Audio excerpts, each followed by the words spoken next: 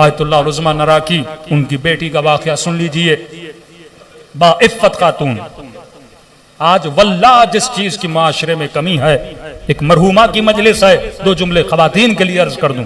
آج غیرت کو لوٹا جا رہا ہے، آج حیا کو لوٹا جا رہا ہے. ایک مومنہ نے کہا کہ مولانا میں نے خواب دیکھا ہے، امام زین العابدین نے سفارش کی کہ کہو اپنے مولویوں کو، کہو ممبر پہ آنے والوں کو کہ حیا پہ مجلسیں پڑھیں، حجاب پہ مجلسیں پڑھیں. ہر کسی کی پہچان ہوتی ہے، ہر قوم کا یونیفارم ہوتا ہے. سیدہ زینب کی چاہنے والی کا یونیفارم یہ چادر ہے، یہ حجاب ہے. اور امام زمانہ کے چاہنے والے جوانوں کا یونیفارم غیرت ہے. وہ بھائی کیسا جس میں غیرت نہیں، وہ شوہر کیسا جس میں غیرت نہیں. جس کی بہن بے حجاب ہو کے جا رہی ہے، بھائی کو غیرت نہیں آ رہی. اور مولا غیرت مند کی تعریف بتاتے ہیں، وہ غیرت مند ہو ہی نہیں سکتا جو بہن کے سر پہ چادر رکھے اور اپنی نگاہیں عورتوں کے پیچھے. کہ یہ سب سے بڑا بے غیرت ہے جو دوسروں کی ماں بہنوں کو تو دیکھنا پسند کرتا ہے پر اندر میں کہتا ہے میری ماں بہن کو کوئی نہ دیکھے. کہ مکافات عمل ہوتی ہے، یاد رکھنا تو دیکھے گا کوئی تیری ماں بہن کو بھی دیکھے گا. تو اگر یہ سوچ جوان کے اندر ہو نا، اگر میں دیکھ رہا ہوں میری بہن کو کوئی دیکھے گا، واللہ غیرت مند جوان کبھی نگاہ کو نامحرم کی طرف نہیں اٹھائے گا. میرے چوتھے امام فرماتے ہیں ممبر سے پڑھو. آج حیا پہ حملہ ہو رہا ہے، آج کلچر کو تباہ کیا جا رہا ہے، آج تمہارے گھروں سے چادروں کو چھینا جا رہا ہے ٹی وی کے ذریعے، میڈیا کے ذریعے. یہ واقعات کیا ہیں کہ شیعہ لڑکیاں گھروں سے جا رہی ہیں. یہ کیوں ہیں؟ کیونکہ ہم توجہ نہیں کر رہے اپنے بچوں کی تربیت کی طرف. وہ ماں قیامت میں کیا منہ دکھائے گی جناب سیدہ کو، جس سے بی بی پوچھے گی یہ تو نے تربیت کی تھی. خاتون کا کام جاب کرنا نہیں ہے، نوکری کرنا نہیں ہے، صرف پیسے کمانے کے لیے. غربت میں رہو لیکن اپنے بچوں کی تربیت کرو. 8 گھنٹے 9 گھنٹے تم جاب کرو گی، بچوں کی تربیت کون کرے گا؟ معاشرے میں اگر تربیت کا فرض اللہ نے کسی کو دیا وہ عورت کو دیا. مرد کی ذمہ داری تربیت نہیں ہے، عورت کی ذمہ داری تربیت ہے. ایک اچھی خاتون اپنے شوہر کی تربیت بھی کرتی ہے.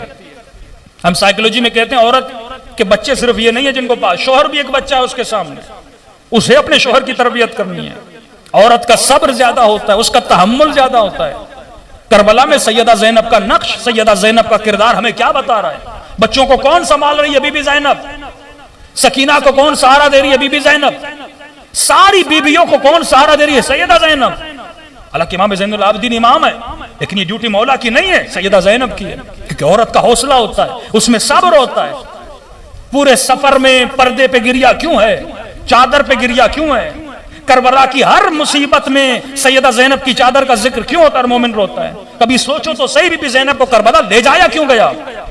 کبھی سوچو تو صحیح شمر اور آل شمر نے جن پہ تم زیارت عاشورہ میں سو لعنتیں کرتے ہو، کیا جرم تھا ان کا؟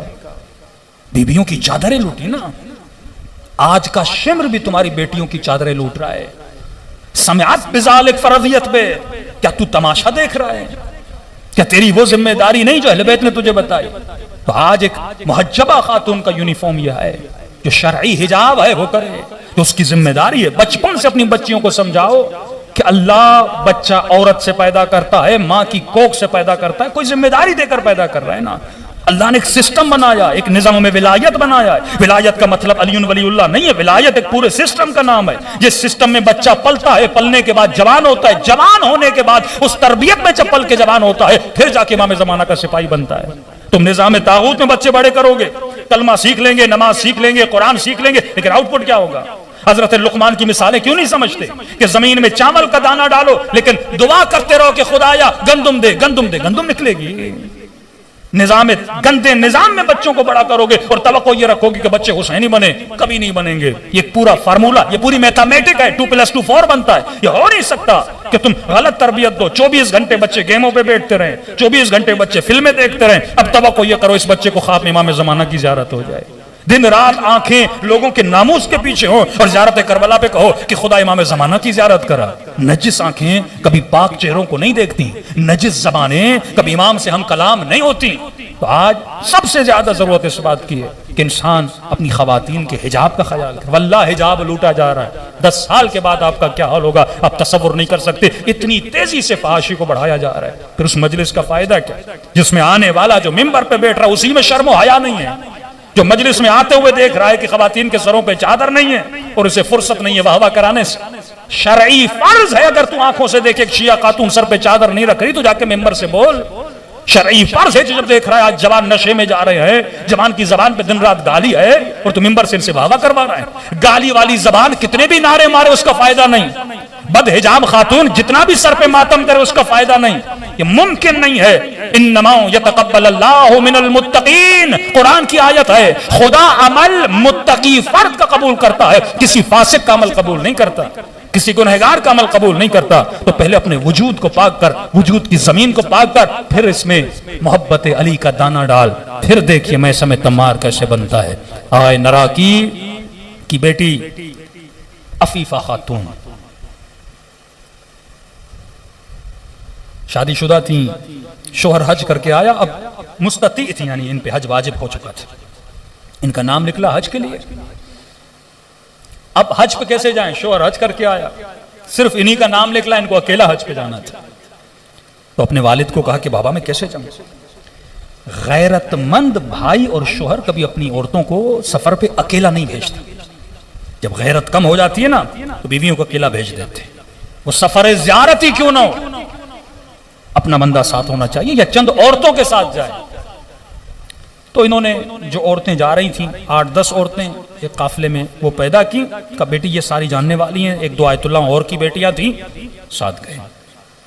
اب یہ خاتون اپنے باپ کو جب واپس آئی تو انہوں نے واقعہ سنایا کہ بابا جب طواف کعبہ ہو رہا تھا, اب ایک پوری زندگی وہ خاتون جس نے نامحرم سے زیادہ باتیں نہیں کی, جو بازاروں میں زیادہ نہیں گئی, جو مردوں کے محفل میں نہیں بیٹھی, یہ حجب ختم ہو جاتا ہے. ایک خاتون نامحرم سے بات کرتی ہے گھبراہٹ, لیکن ایک میں اتنا کانفیڈنٹ 10 نامحرموں سے بات, اس میں کوئی فرق نہیں پڑتا.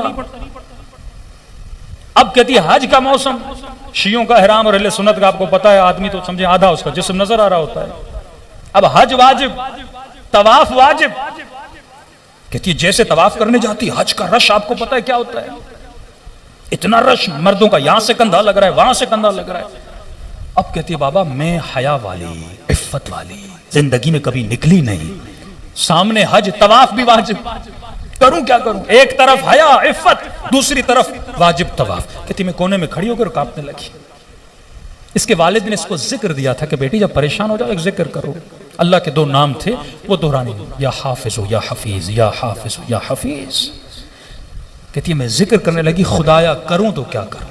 ایک طرف تو نے حیا کا درس دیا, عفت کا درس دیا, دوسری طرف طواف بھی واجب ہے, مردوں کے کاندھے لگ رہے ہیں, مجھے عادت نہیں مردوں کی محفل میں جانے کی. کہتی جہاں کھڑی تھی اچانک میرے کانوں میں ایک آواز آئی کہ جسے امام زمانہ کے ساتھ طواف کرنا ہے وہ جلدی آ جائے. کہتے کانوں سے بس آواز ٹکرائی, اور جیسے آواز ٹکرائی میری نگاہ 5-6 لوگوں پہ پڑی. وجود امام کو دیکھ رہی تھی. ایک بوڑھا تھا, بڑا نورانی چہرے والا, بڑی داڑھی والا, اس نے مجھے اشارہ کیا کہ مولا کے پیچھے کھڑی ہو جاؤ. کہتا اتنی رش میں وہ 5 لوگ تھے, ان کے اطراف میں کوئی نہیں تھا, ایک حصار تھا گویا. میں مولا کے پیچھے کھڑی رہی, میں نے 7 طواف امام کے پیچھے کیا.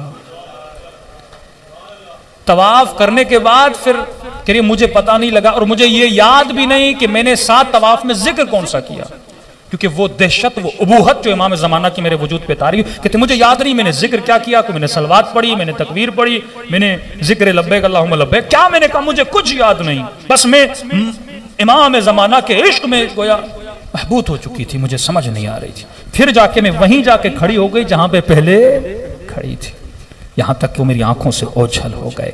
چہرہ میں نے امام کا نہیں دیکھا, آواز میں نے سنی تو من یتق اللہ یجعل لہ مخرجا ویرزقہ من حیث لا یحتسب ومن یتوکل علی اللہ فہو حسبہ. جب تو اللہ پہ توکل و تقوی کرتا ہے, اللہ کہتا ہے پھر میرا وعدہ ہے میں راستہ وہاں سے بناتا ہوں جہاں سے تو نے سوچا بھی نہیں ہے. جب رزق کی ذمہ داری میری ہے, تو حیا کر، تو عفیف بن، پھر دیکھ خدا تیرے لیے کیا کرتا ہے، وہ خود راستے بناتا ہے۔ تو عزیز و توکل کی کمی ہے، جتنا مولا حسین کا نام لیتے ہو اتنا امام حسین پہ یقین بھی کیا کرو، جتنا خدا کا نام لیتے ہو اتنا یقین بھی کیا کرو۔ کربلا میدان یقین کا نام ہے۔